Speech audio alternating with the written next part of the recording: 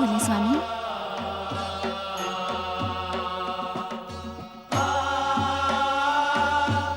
विनायक कहाँ है गौरीपुत्र?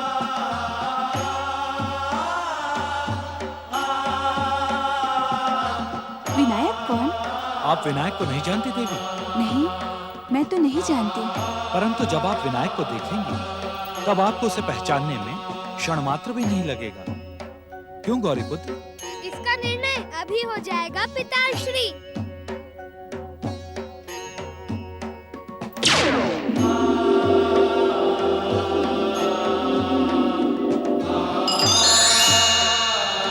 ओम नमः शिवाय। प्रणाम माता पार्वती। आपने मुझे पहचाना माता? मैं वही हूँ ना जिसे आपने अपने अंग के उपटन से पुतला बनाकर जीवित किया था।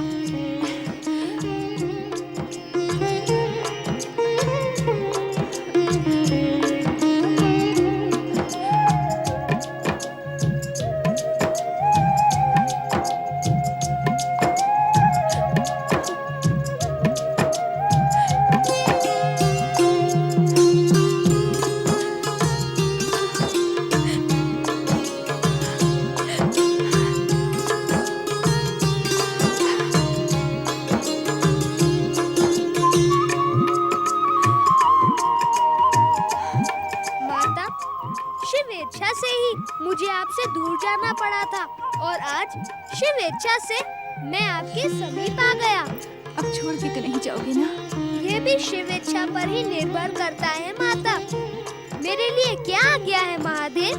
विनायक, तुम जिस विशेष उद्देश्य को लेकर प्रकट हुए हो वो श्री महागणेश की कृपा से तुम्हें ज्ञात है। उस उद्देश्य को पूरा करने के लिए तुम कैलाश से प्रस्थान करो, परंतु जाने से पूर्व गजानन और गौरीपुत्र से परामर्श अवश्य कर लेना।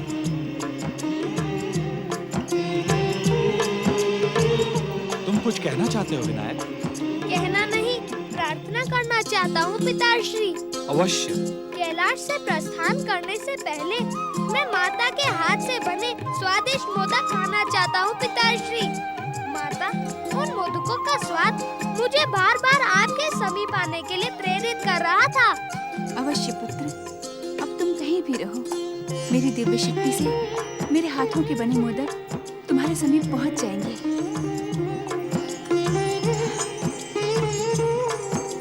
प्रणाम पिताश्री। प्रणाम माताश्री। प्रणाम माताश्री।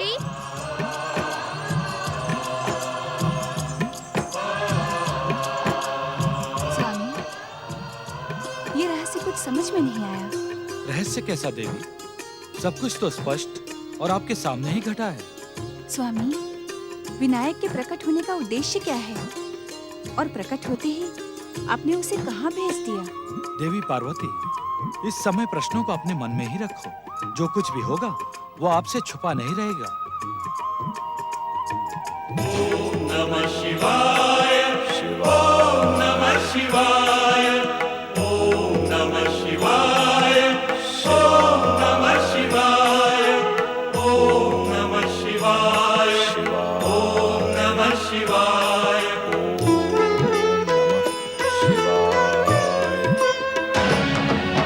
ओम नमः शिवाय।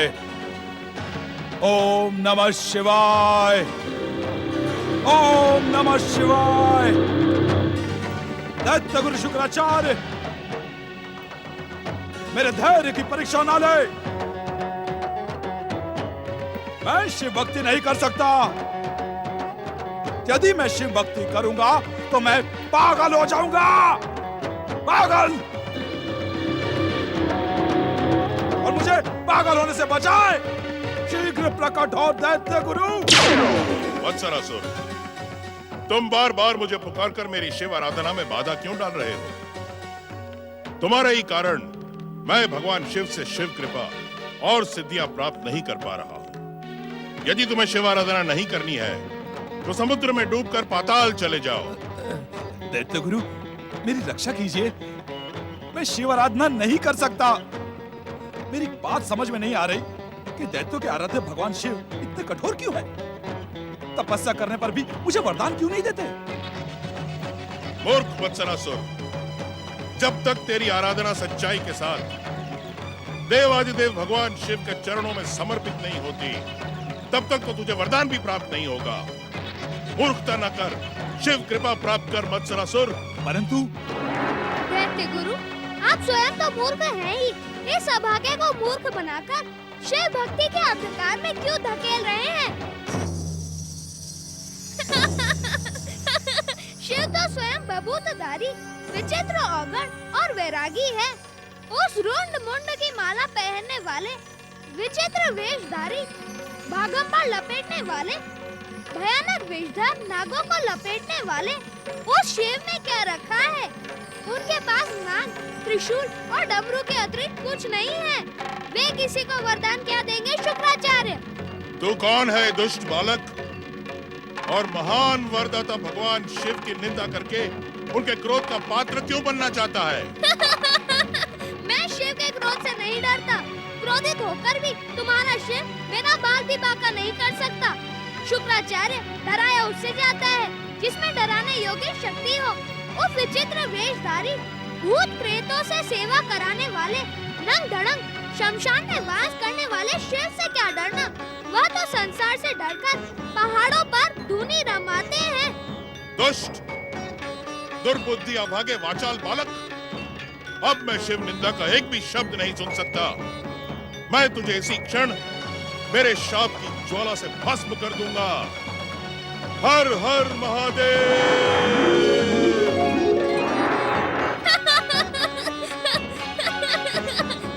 देख लिया, शिव का नाम लेकर मुझे भस्म करने की चेतावनी देने वाले शुक्राचार्य, तुम्हारा शाप और तपस्या जल मेरा कुछ अनर्थ नहीं कर सकता।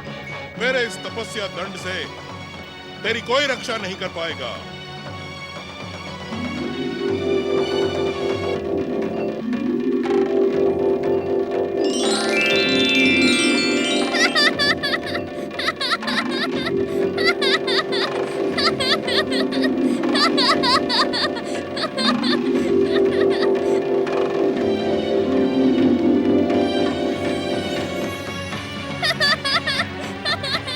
यदि तुम्हारी भक्ति सच्ची होती तो आज तुम्हारा तपस्या दंड इस प्रकार वापस न लौटता।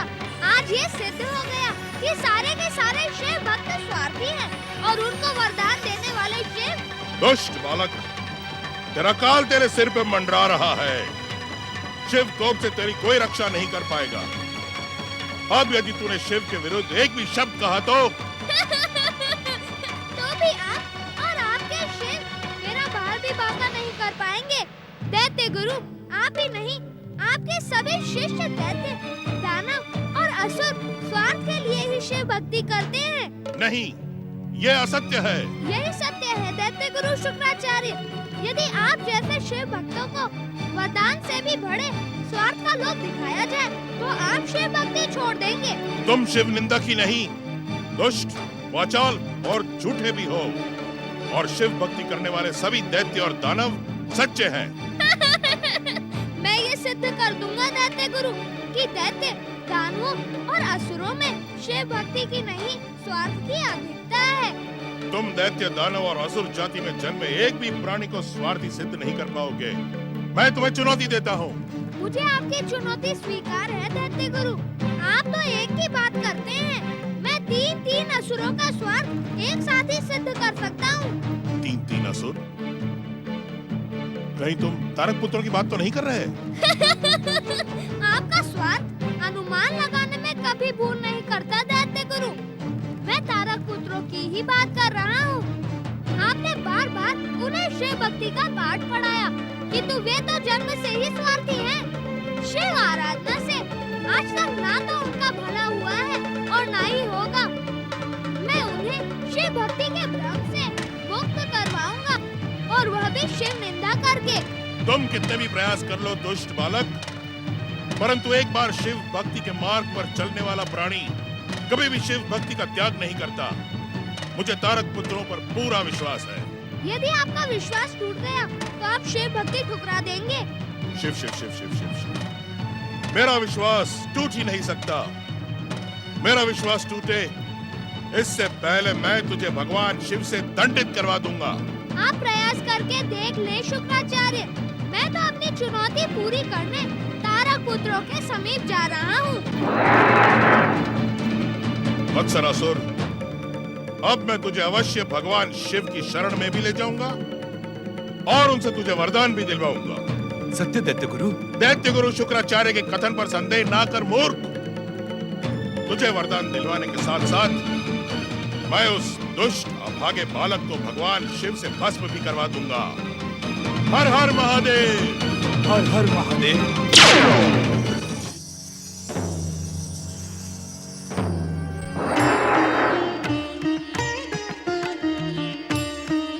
जाति के गौरव को सफलता के शिखर पर पहुंचाने वाली दैत्य माता दिति चेतना को प्राप्त करके तुम दैत्य जाति का कल्याण करो।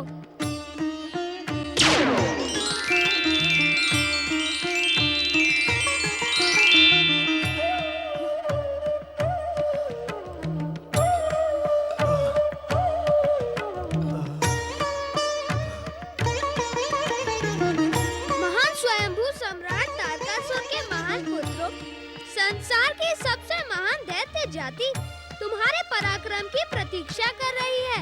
उठो और अपने वरदान के योग्य आदर प्राप्त करो।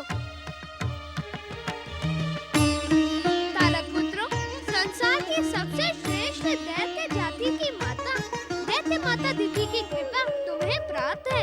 इनकी कृपा मात्र से तुम दैत्य जाति के ध्वज को सबसे ऊंचा फहरा सकते हो।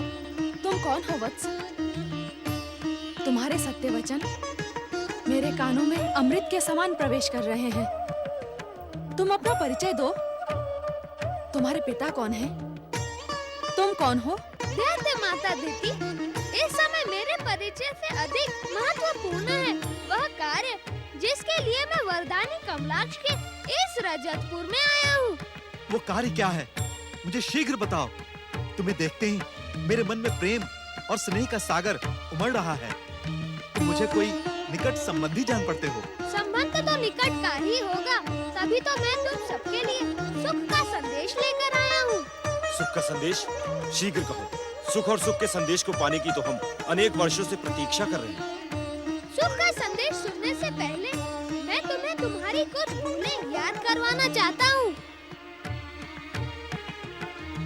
चकित ना हो, जहाँ दैत्य माता दिति हो वहाँ तो भूल होने का प्रश्न ही नहीं उठता। वास्तव में भूल तुमने नहीं, किसी और ने की। उसने तुम्हें भ्रमित भी किया है। हमें भ्रमित करने वाला कौन है? क्या तुम उसे नहीं जानते? तुम्हारी दैत्य माता दिति तुम्हारे उस शत्रु को भली भांति जानती है। क्या यह सत्य नहीं है दैत्य माता कि दैत्य शत्रु शुक्राचार्य ने तारक पुत्रों को शिव भक्ति के नाम पर भ्रमित किया है?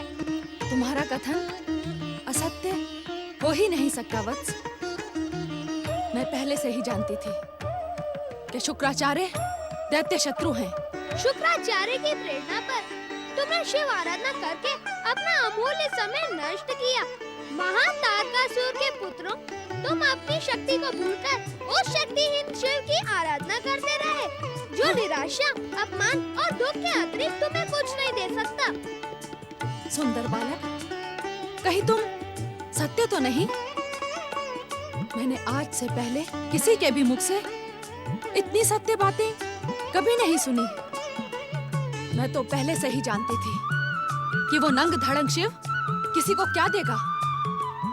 मैंने बार बार तारक पुत्रों को रोका, परंतु ये मेरी सुनते ही नहीं थे। वत्स, तुम अपना परिचय तो दो। तुम हमारे विषय में सब कुछ जानते हो। तुम हो कौन? यदि तुम अपना परिचय देना नहीं चाहते तो ना दो, परंतु इतना तो बता दो कि तुम मेरे इस वरदानी रजतपुर के भीतर कैसे आ गए। मैं अपने और अपनी शक्ति के विषय में तुम्हें सब कुछ बताऊंगा, परंतु पहले जो सुख का संदेश लेकर मैं यहाँ आया था उसे तो सुन लो। हाँ, सुनाओ सुख का संदेश।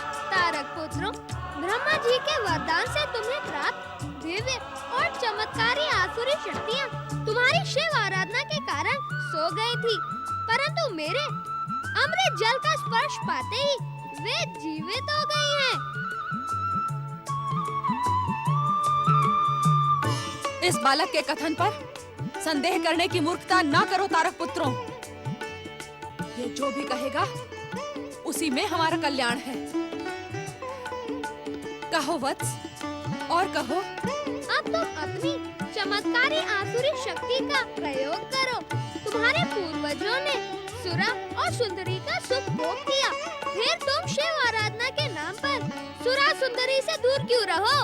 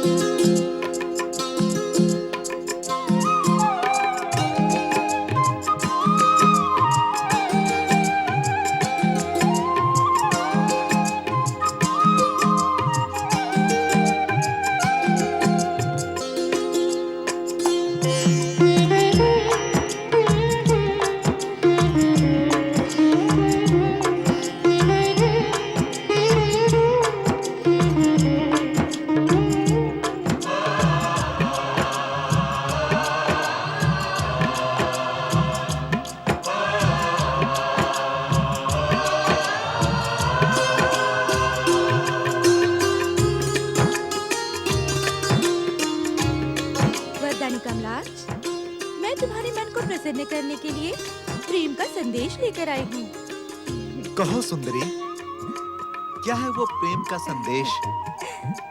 इस सुरा का पान करते ही तुम मेरे प्रेम का संदेश स्वयं ही जान जाओगे। वरदानी विद्युन्माली, मैं प्रेम की देवी हूँ। मेरे भीतर प्रेम का रस भरा है। क्या तुम इस प्रेम रस का पान नहीं करोगे? मेरे पूर्वजों ने जो किया मैं वो अवश्य करूंगा देवी। तो पियो। वरदानी कमलाक्ष, पियो इसे।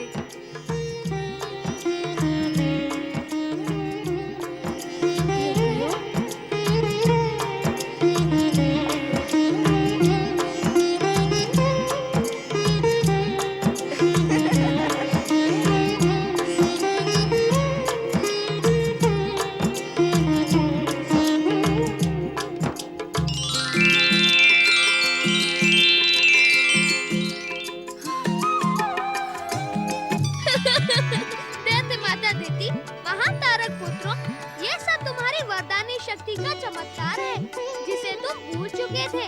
मैंने कुछ नहीं किया, केवल तुम्हारी शक्ति को जगा दिया है।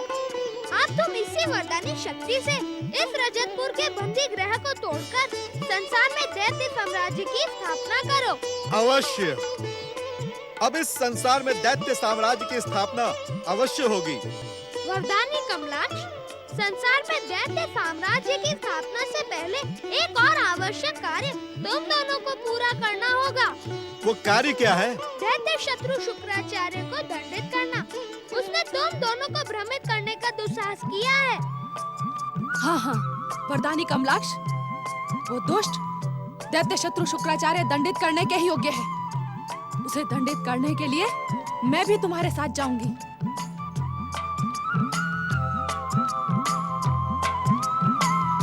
कमलाक्ष, यदि आज भैया तारकाक्ष यहाँ पर होते। अपने बड़े भैया तारकाक्ष की चिंता तुम न करो।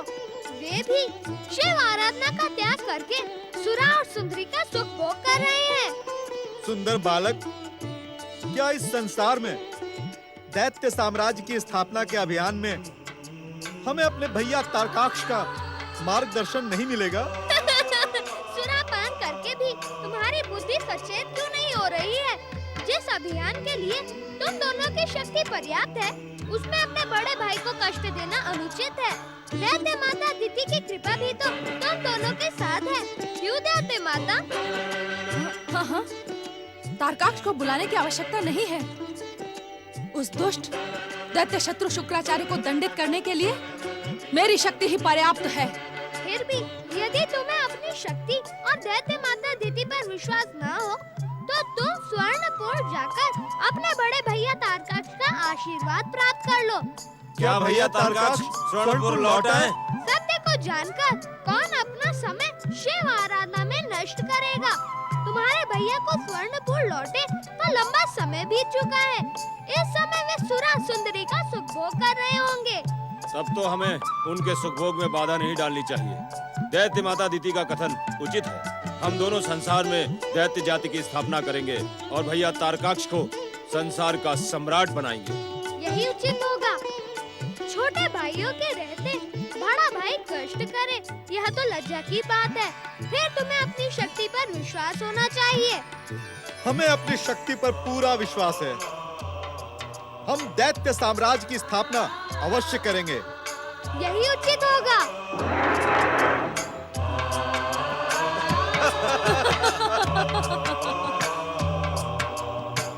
ओम नमः शिवाय।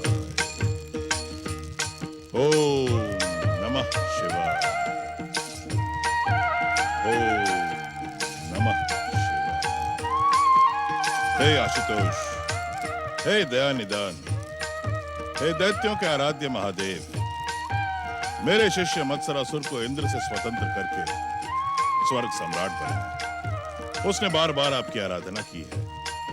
उसे उसकी आराधना का फल प्रदान करे प्रभु। आश्चर्य है दैत्य गुरु, इतना कुछ जाने पर भी आप शिव आराधना में लीन हैं।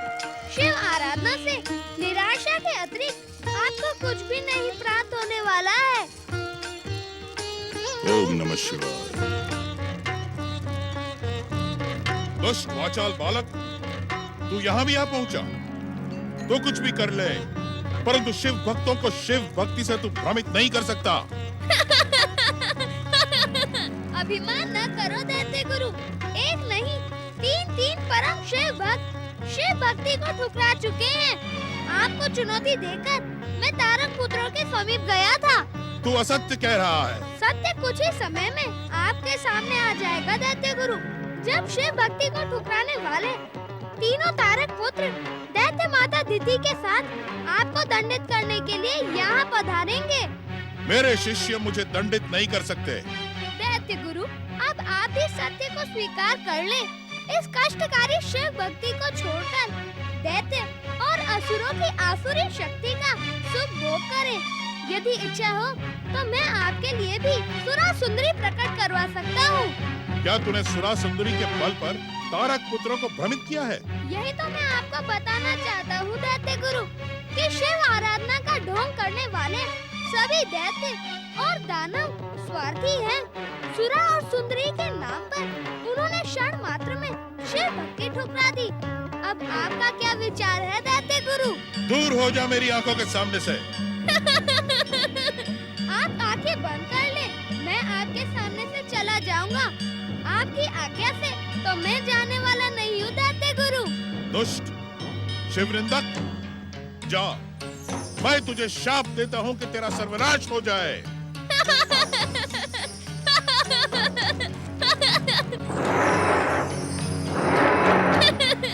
शिव भक्ति से प्राप्त आपकी शाप शक्ति मेरा बाल भी बांका नहीं कर सकती दैत्य गुरु। अभी भी समय है, अपने शिष्यों के समान शिव भक्ति ठुकरा दे।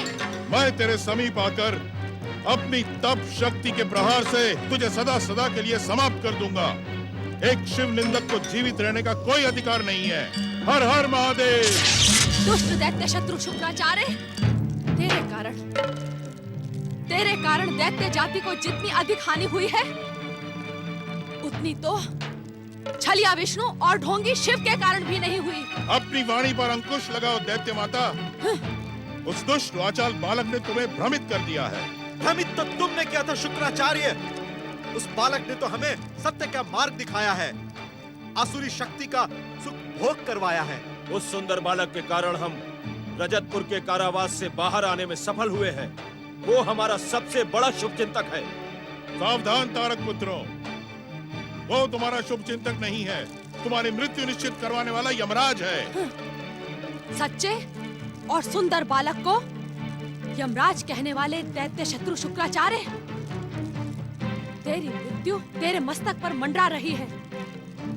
जा, अंतिम बार अपने आराध्य को याद कर ले। उसी आराध्य को दैत्य शत्रु शुक्राचार्य, जिसके पास देने के लिए कुछ भी नहीं है। मिल सके तो उसी नंग धड़ंग भूत प्रेतों से सेवा करवाने वाले शिव से अपने जीवन की भीख मांग ले शुक्राचार्य। शिव कोप तुम्हारी भयानक दुर्दशा कर देगा। सावधान तारक पुत्रों, सावधान। मृत्यु तेरे सामने है शुक्राचार्य, बुला अपने शिव को। सावधान। हर हर महादेव।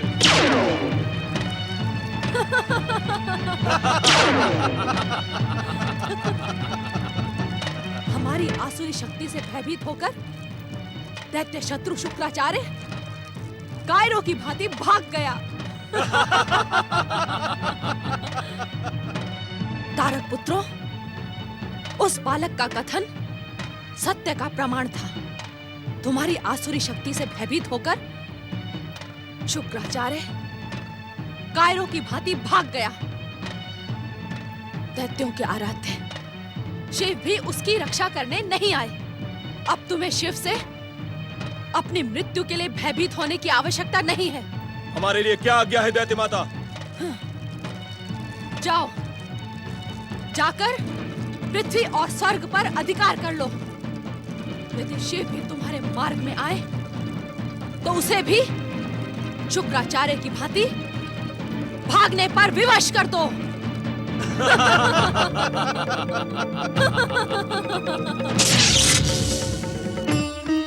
एकदम देखा तुमने इन तीनों का बदला हुआ रूप।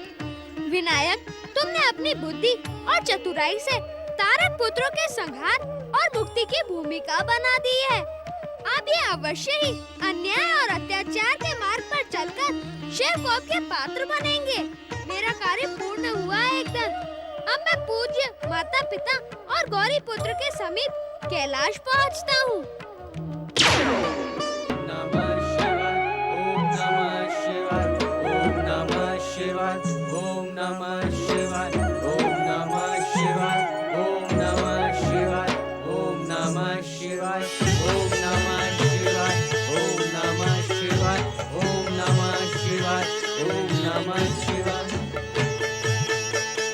पति परमेश्वराय नमो नमः। देवाधिदेव भगवान शिव और माता पार्वती की जय। भगवान शिव और माता पार्वती की जय। ओम नमः शिवाय। प्रणाम माता पार्वती।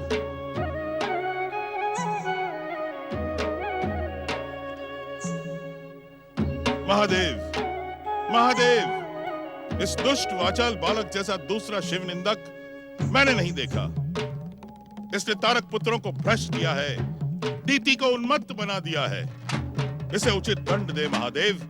अपना तीसरा नेत्र खोलकर इसे यहीं भस्म कर दे। दैत्य गुरु शुक्राचार्य, आप किसके भस्म होने की प्रार्थना कर रहे हैं? गौरीपुत्र, ये दुष्ट बालक घोर पापी है, शिव निंदक है। दैत्य गुरु, आपकी बुद्धि भ्रमित हो गई है। पापी और शिव निंदक भगवान शिव के समीप कैलाश कैसे आ सकता है?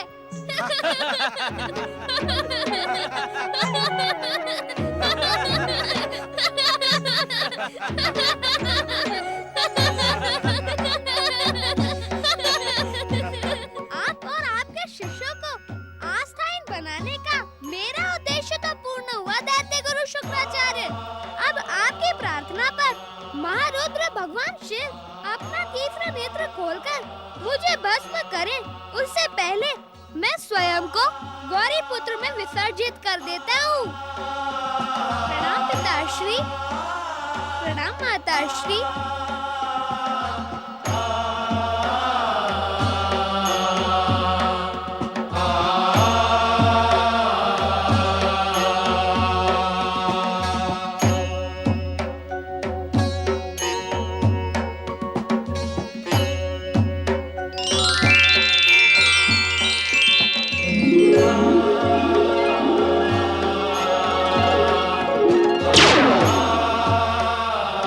हर हर महादेव।